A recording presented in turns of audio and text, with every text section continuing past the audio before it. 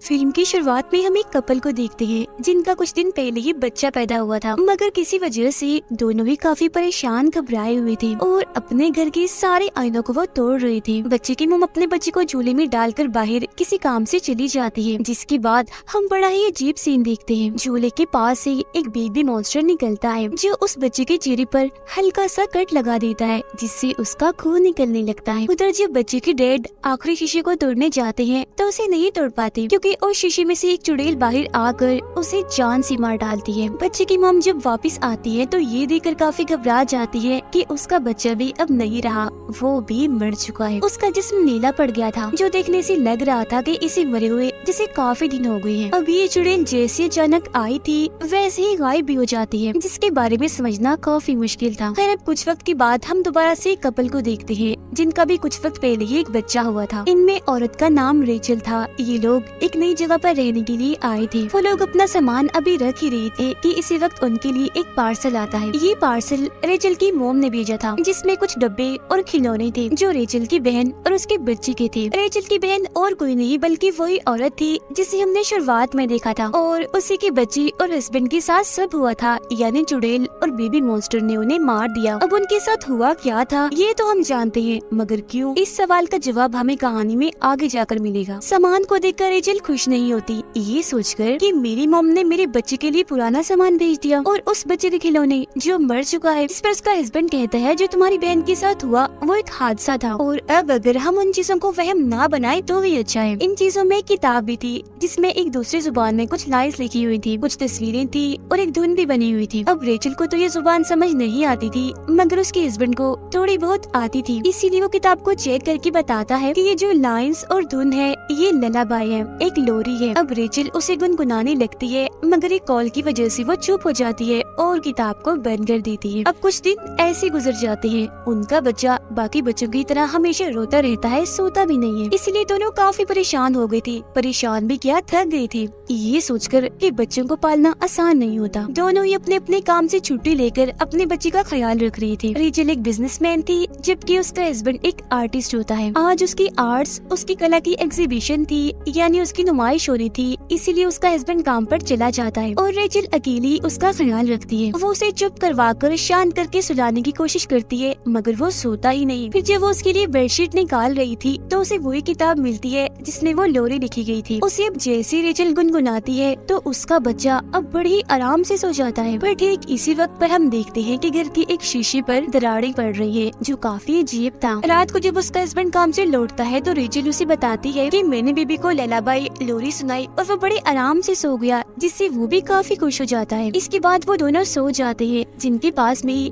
Baby screen रखी हुई थी जो उनके बच्चे के कमरे की थी। जहाँ तभी अचानक एक चुड़ैल झूले के पास से निकलकर उसके पास आने लगती है। रेचल को महसूस होने लगता है कि बच्चे के कमरे में कोई है, इसलिए वो फौरन उसके कमरे में जाती है, पर वहाँ पर तो कोई भी नहीं होता। लेकिन अलमारी का दरवाजा खुला हुआ था, जिसे चेक करने पर उसके अंदर भी कुछ नहीं होता। रेचल जब बेबी स्क्रीन को देखती है तो उसे लगता है कि शायद ये खराब हो गया, इसलिए वो उसे कचरे में फेंक देती है। बाहर जब वो आ रही थी तो उसे हर जगह हलचल होती हुई महसूस होती है। वो पूरे घर को चेक करती है पर उसे कुछ भी नहीं मिलता। वो फिर जब शीशे में खुद को देख रही थी तो हम उसके पीछे चुड़ैल को भी देख पाते हैं जो उस पर नजर रख रही थी, पर रेचल उसे नहीं देख पाती। इसके अलावा उस टूटे हुए शीशे पर और भी दरारें आने लगती हैं। उसका हस्बैंड जब नहा रहा था तो रेचल उसके पास आती है, पर तभी उसे आईने में वही चुड़ैल दिखती है, जिससे वो काफी डर जाता है और उसे साइड पर धक्का देता है। इस चीज से रेचल काफी नाराज हो गई थी। इसके बाद वो जाती है नई बेबी स्क्रीन लेने के लिए, जहाँ पे उसे अचानक अंधेरा दिखता है, जिसके साथ साथ वो चुड़ैल भी जो उसे डरा रही थी, जिसे देख रेचल बहुत ही ज्यादा डर जाती है। जिसका मतलब था कि इनके घर में जरूर कोई अजीबोगरीब चीजें होना शुरू हो गई हैं, जो सिर्फ घर पर ही नहीं बल्कि बाहर भी हो रही हैं।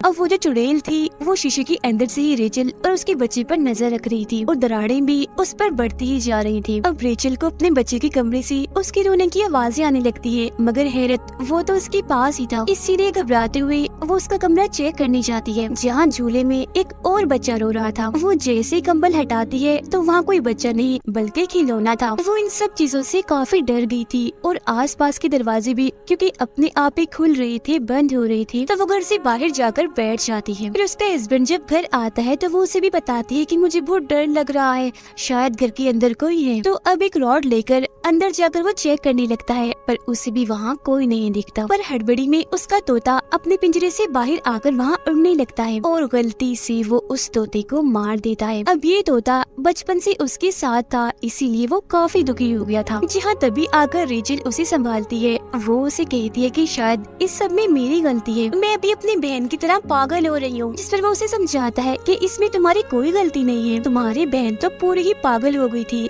जिसने हफ्तों तक अपने बच्चे की लाश को ढक कर रखा। तुम तो उसके जैसी बिल्कुल भी नहीं हो, तो मत घबराओ। अब वो बताती है कि मुझे कोई चुड़ैल जैसी औरत दिखती है जो मुझे डराती है। जिस पर उसका हस्बैंड उसी किताब में रेचल को एक औरत दिखाता है और पूछता है कि क्या यही वो औरत है, क्योंकि ये मुझे भी दिखी थी जब मैं नहा रहा था। और ये किताब वाली औरत और कोई नहीं बल्कि वही चुड़ैल थी। दोनों ही काफी टेंशन में आ जाते हैं, पर किसी तरह खुद को संभालते हुए वो ये फैसला करते हैं कि ये जो कुछ भी है हम इसे साथ ही झेलेंगे और मिलकर ही इसका खात्मा करेंगे। अब रात को रेचल के हस्बैंड को अपने बच्चे के रोने की आवाज बाहर से आती है, जबकि वो तो उनके साथ ही सोया हुआ था। तब वो नींद में उठकर अपने बच्चे को चुप करवाने के लिए चला जाता है और घर से बाहर उस जगह पर आ जाता है जहाँ इन्होंने किताब को फेंका था। दरअसल रोने की आवाज इसी किताब में से आ रही थी जो उन लोगों को अपने पास बुलाना चाहती थी। और अब उसका हस्बैंड किताब को लेकर वापिस आ जाता है। सुबह जब रेचल सो रही थी तो उसके पास उसका बच्चा भी था, जो अचानक से ही गायब हो जाता है। बच्चे की आवाज चादर के अंदर से आ रही थी, इसीलिए वो अंदर ही अपने बच्चे को ढूंढने लगती है। जहाँ उसे अपना बच्चा मिल तो जाता है मगर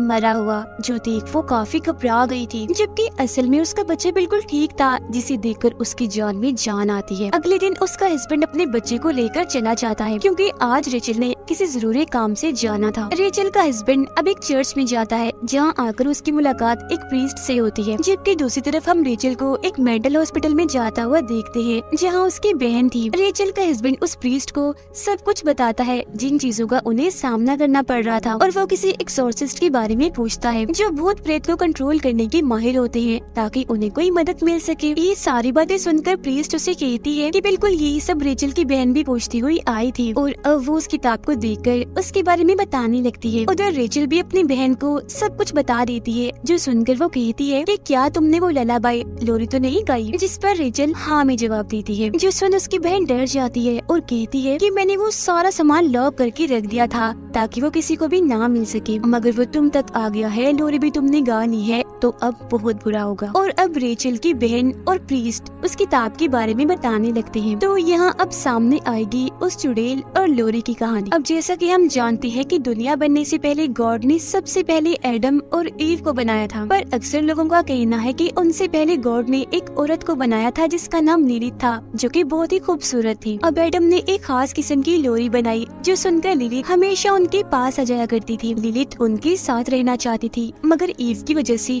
वो उसके साथ नहीं रहना चाहती थी, और लिलिथ की इसी गलती की वजह से उसे उस जगह से निकालकर जंगल में छोड़ दिया गया। जिसके बाद वो जंगलों में भटकती रही और वुल्व्स भेड़ियों के साथ रहने लगी। जिसके बाद उसने जन्म दी डिफॉर्म बच्चे, जो किसी भी तरह इंसान नहीं दिखती थी। वो नॉर्मल नहीं थी, क्योंकि वो बस थोड़े बहुत इंसान थी, बाकी वुल्फ जैसी थी। फिर जब एडम और ईव के बच्चे पैदा हुए तो क्योंकि वो इंसान और प्यारे भी थे, तो उनके बच्चों से लिलिथ को जलन होने लगी, इसीलिए उसने उनके बच्चे चुराना शुरू कर दिए। जिसके बाद नस्ल दर नस्ल यही चलता रहा, और इस नस्ल में कोई खास किस्म के बच्चे नहीं थे, बल्कि पूरी इंसानी नस्ल के बच्चे थे, जो कि एडम और ईव से पैदा हुए थे। ऐसा होने की वजह से एडम ने गॉड से दुआ मांगी, इसलिए गॉड ने लिलिथ को उठाकर एक खतरनाक दुनिया में फेंक दिया। अब रही बात ललाबाई यानी लोरी की, तो ये लफ्ज तो आया ही लिलिथ से बचने के लिए है। मतलब कि ये एक ऐसी लोरी थी जो लिलिथ से बच्चों को दूर रखती। मॉम सिलोरी गाकर अपने बच्चों को लिलिथ से बचाती, पर वो क्योंकि काफी चालाक थी, इसीलिए यहाँ उसने एक चाल चल दी। उसने वही एडम की खास लोरी उठाई और उसमें कुछ ऐसे बदलाव किए जिसे पढ़ने से वो दोबारा से जाग जाएगी, वापिस आ जाएगी। और यही वजह है कि इस ललाबाई लोरी के जरिए आज भी वो बच्चों को ले जाने में कामयाब रहती है जब कोई उसे गाता है।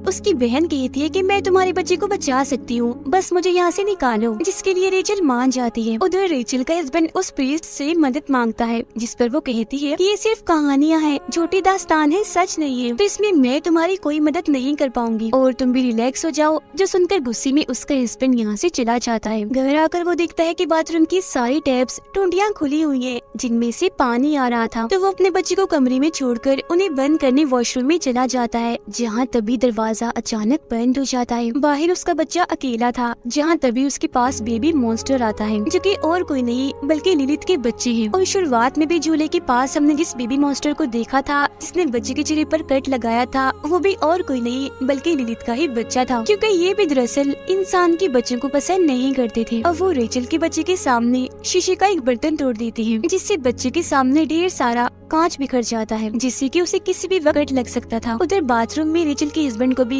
लिलित की झलक दिखाई देती है। बच्चा कांच के टुकड़े से अपना हाथ जख्मी करने ही वाला था कि तभी यहाँ रेचल आकर उसे ऐसा करने से रोक लेती है। उसके साथ उसकी बहन भी थी, जिसे देख उसका हस्बैंड पूछता है कि तुम इसे यहाँ क्यों लाई हो, जिस पर वो कहती है कि ये हमारी मदद कर सकती है, पर क्योंकि वो तो उसे पागल समझता था तो उसे ये चीज ठीक नहीं लगती। रेचल की बहन बताती है कि लिली पहले मेरे बच्चे को ले गई और फिर मेरे हस्बैंड को भी उसने मार डाला था, तो अब हमें कैसे भी करके तुम्हारे बच्चे को बचाना है। उस पर हर वक्त नजर रखी जाए और शीशों को ढक कर रखा जाए, और जब भी हम लिलित को देखे तो फौरन हम वहाँ से भाग जाएं, क्योंकि शीशे के जरिए ही वो नजर रखती है और वहाँ से आती जाती है, क्योंकि वो उसका रास्ता है अपनी दुनिया से यहाँ आने का। रेचल के हस्बैंड के पास एक आदमी की कॉल आती है, जो उसे बताता है कि मैं सीनियर प्रीस्ट हूँ, मेरे पास तुम्हारी ये किताब आई है, और जिस प्रीस्ट के पास तुम गई थी उसने मुझे बताया है कि तुम्हें मदद चाहिए, तो तुम बताए हुए घर के पते पर फौरन आ जाओ। तो वो ऐसा ही करता है, उस घर के लिए फौरन निकल जाता है। अब घर में रेचल और उसकी बहनी बच्ची का ख्याल रख रही थी, जहाँ रेचल उससे कहती है कि मुझे लगता है मैं एक अच्छी माँ नहीं बन सकती, जो सुनकर उसकी बहन समझाती है कि ऐसा मत सोचो, ये सब तुम्हारे दिमाग में लिलित ने डाला है, ये उसकी चाल है, क्योंकि ऐसा करके वो तुम्हारे भरोसे को तोड़ना चाहती है, जिसके बाद वो आसानी से तुम्हारे बच्चे को ले जाएगी, तो इसीलिए तुम्हें हिम्मत और भरोसा रखना होगा। रेचल का हस्बैंड दिए हुए पते पर पहुंचकर सीनियर प्रीस्ट से मिलता है, जो किताब चेक करके उसे बताती है कि इसमें जो लोरी लिखी है वो किसी ने गाई है, जिस पर वो कहता है कि हाँ मेरी वाइफ रेचल ने गाई थी, जिसके जवाब में प्रीस्ट कहते हैं कि इस वजह से अब तुम्हारा बच्चा लिलित की नजर में है, तो सबसे पहले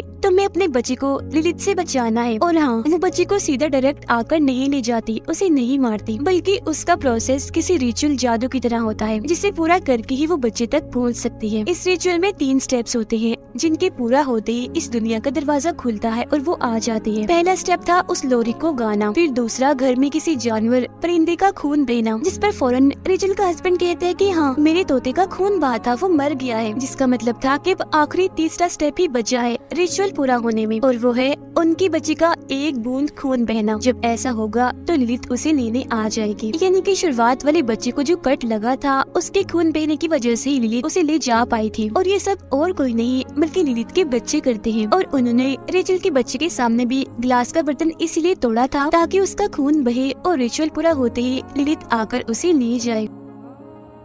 अब प्रीस्ट उसे कुछ खास किस्म की मोमबत्तियां और एक दुआ लेकर देते हैं, साथ में ये भी कहते हैं कि तुम्हें पूरे यकीन भरोसे से इस दुआ को पढ़ना होगा, क्योंकि लिलित बेशक ताकतवर है पर भरोसे के आगे नहीं। इसके बाद उसका हस्बैंड वहाँ से जाने के लिए निकल जाता है, जबकि प्रीस्ट उस किताब को अपने पास ही रख लेती है, क्योंकि ये किताब दुनिया के लिए खतरनाक है। उधर लिलित के बच्चे रेचल के बच्चे के पास आ रहे थे उस पर हल्का सा कट लगाने के लिए, पर तभी रेचल की आँख खुल गई थी तो वो बच्चे को अपने गोद में उठा लेती है। अब तभी उसके पास रेचल की बहन आती है, कहती है तुम थोड़ा आराम कर लो, तब तक इसे मैं संभालती हूँ। लेकिन यहाँ पर हमें उसकी बहन के इरादे कुछ ठीक नहीं लग रहे थे, क्योंकि वो शीशे पर से कपड़ा हटा देती है, जो उसे नहीं करना चाहिए था। साथ ही बच्चे को सुई भी चुभाती है, जिससे उसका खून निकल जाता है, जिसके बाद वो लोरी खाने लगती है, जो सुनकर रेचल काफी हैरान हो जाती है और उससे पूछती है कि तुम ऐसा क्यों कर रही हो, जिस पर उसकी बहन बताती है कि मेरा बच्चा अभी भी जिंदा है, जो दूसरी दुनिया में लिलित के पास है, और मैं उसे वापस लाना चाहती हूँ। जब लिलित आएगी तो तुम्हारे बच्चे को ले जाकर वो मेरा बच्चा मुझे वापस लौटा देगी। और हाँ, मैंने ही वो किताब सामान में रखकर तुम्हारे पास भेजी थी। जब से तुम्हारा बच्चा पैदा हुआ था मैं इसी वक्त का इंतजार कर रही थी, जिससे साफ जाहिर था कि उसकी बहन ही उसकी दुश्मन बन गई, यानी कि ये भी एक जलन ही थी। रेचल को अपनी बहन का ये रूप देखकर बहुत गुस्सा आ गया था, इसीलिए वो उस पर हमला कर देती है। उनकी हाथापाई हो रही थी कि इसी बीच लिलित आकर रेचल के बच्चे को अपने साथ ले जाती है, जिसके बाद रेचल के पीछे उसकी बहन आकर उसे शीशे में खींचकर ले जाती है, जो दरअसल उसे लिलित की दुनिया में ले आई थी। उधर जब उसका हस्बैंड घर आ रहा था तो लिलित उस पर भी हमला कर देती है, पर वो जैसी तैसी करके बच जाता है। अंदर जब वो आता है तो उसे शीशे में रेचल दिखती है, जो अगले ही पल गायब हो गई थी। इसीलिए वो सारी मोमबत्तियों को जलाकर सारे शीशों को चेक करने लगता है। लिलित की दुनिया में उसकी बच्ची रेचल पर हमला कर देती है, पर वो जैसी तैसी उनसे बच जाती है। जहाँ तभी उसके पास उसकी बहन आकर कहती है कि अपने बच्चे को बुलाओ।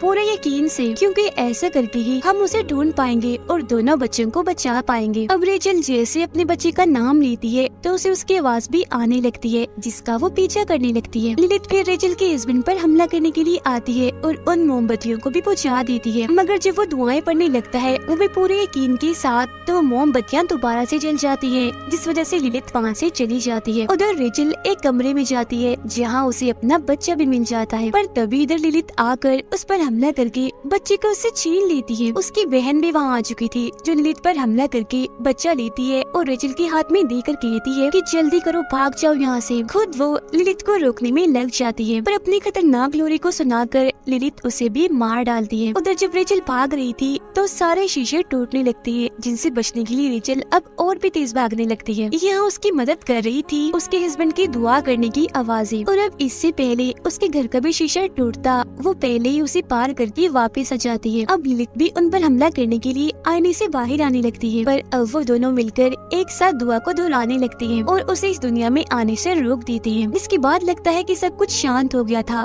ठीक था, पर ऐसा नहीं हुआ, क्योंकि रेचल की बहन ने अपने बच्चे को उसके बच्चे से बदल दिया था। मतलब कि रेचल जिस बच्चे को बचाकर लाई थी वो उसका नहीं था, बल्कि उसकी बहन का था। और जब वो बच्चा चेक करती है तो सच में उसकी बहन का ही था, जबकि उसका अपना बच्चा तो अभी भी लिलिथ की दुनिया में उसके पास था, जो देखकर वो बहुत ही ज्यादा दुखी हो जाती है। और अब यहाँ उसकी बहन का मकसद तो पूरा हो गया था, वो सिर्फ अपने बच्चे को ही बचाना चाहती थी, जिसका मतलब साफ था कि वो सच में ही पागल हो गई थी। बेशक खुद भी वो एक माँ थी, पर उसने इस बात का रियाज नहीं रखा कि उसकी बहन भी एक बच्चे की माँ है। इसके बाद हम देखते हैं कि रेचल का हस्बैंड उस किताब को चुराकर रेचल के पास ले आता है, क्योंकि अब ये दोनों अपने बच्चे को वापस लाने के लिए लिलिथ की दुनिया में जाना चाहते थे। पर अब उनका सामना सिर्फ लिलिथ से ही नहीं बल्कि किसी और से भी होगा, और वो थी वहाँ बनने वाली एक नई चुड़ैल, जो और कोई नहीं बल्कि रेचल की बहन थी। जी हाँ, और अब उसके पास ही रेचल का बच्चा है, जिसका मतलब था कि अब चीजें पहले से भी कई भयानक और खतरनाक होने वाली है। और बस इसी ड्राउनी एंडिंग के साथ ही ये कहानी इधर ही खत्म हो जाती है।